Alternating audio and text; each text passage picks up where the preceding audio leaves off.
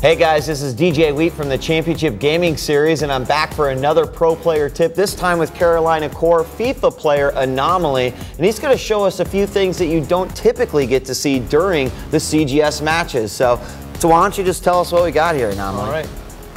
Well, basically, right here is the default lineup for my primary team, which is Brazil. And, every FIFA player has a certain formation that they select, and for me, it's 3-4-3. Now, I'm going to jump in immediately. Like, tell me, what are the benefits between some of the formations? This is a very offensive formation. As you can see, I have 4 midfielders wide and 3 strikers in the front, and only 3 defenders in the back. So it's a bit of a risk. I'm banking on my ability to, move the ball up the field effectively, and also be able to defend with only 3 people. So what are some of the other choices as well? Common choices in the league is 4-3-3, 4-2-2-2. 4-4-2. Every single formation has its advantages and disadvantages, and every player picks their formation in order to cater to their specific style. Do the teams also cater to certain formations a little better than others? There's definitely certain teams that set up in certain formations better than others, just based on who they have on their rosters, but pretty much every team is able to set up in whatever formation you please. All right.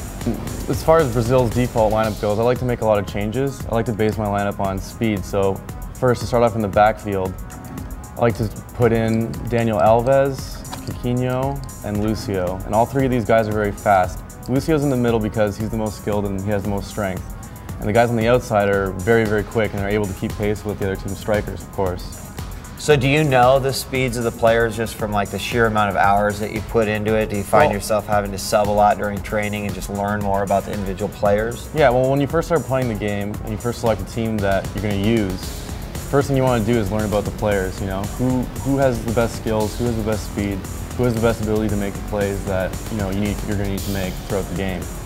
So I like to have, these are the 3 fastest defenders on Brazil. So, of course, I'm going to take a look at them first. They also have all the other necessary skills.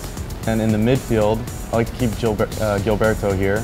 More importantly, because he's left-footed. He's the only left-footed player on my lineup. And it's always important to have at least one left-footed guy for, corner kicks from either side. Right. But as far as the guys in the middle, I like to bring in Diego and Alano.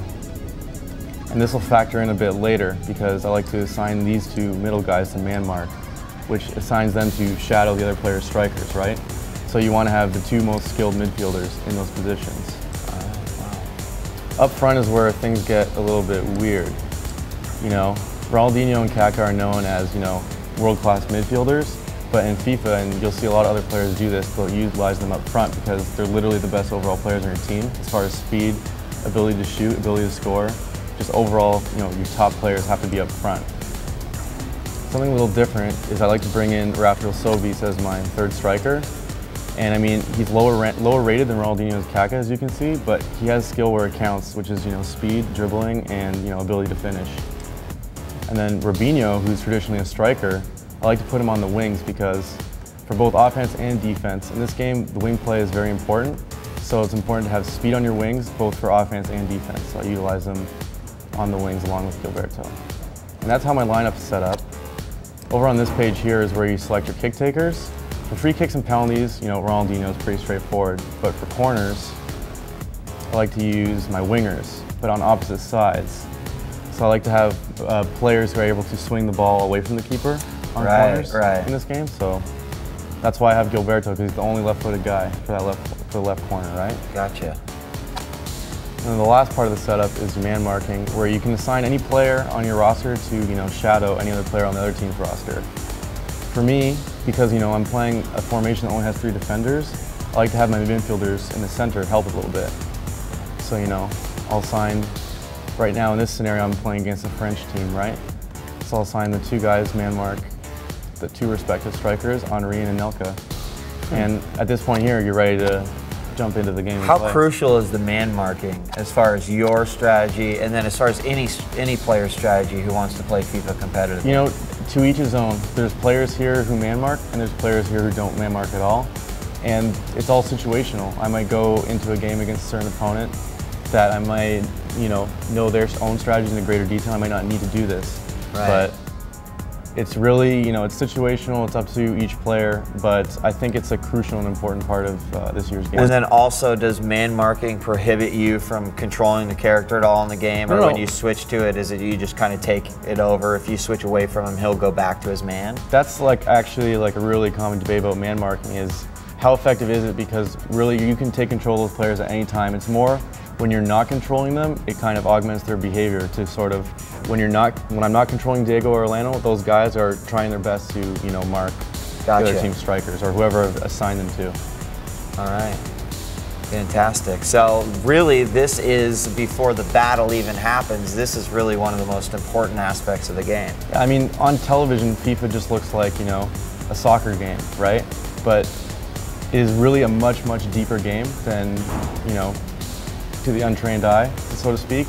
So I mean, a lot of work goes into, you know, setting up your lineups and coming up with really detailed strategies pre-game, you know, before the action starts. So do you also have the ability to change this up? Like at halftime, should maybe your strategy not be working as well as you expected it to? Yeah, exactly. In CGS rules, each player is given an opportunity at halftime to, you know, change their lineups. You can change absolutely anything. Who's taking your kicks, man marking, or lineups. You can actually sub players off your bench into the game for the second half.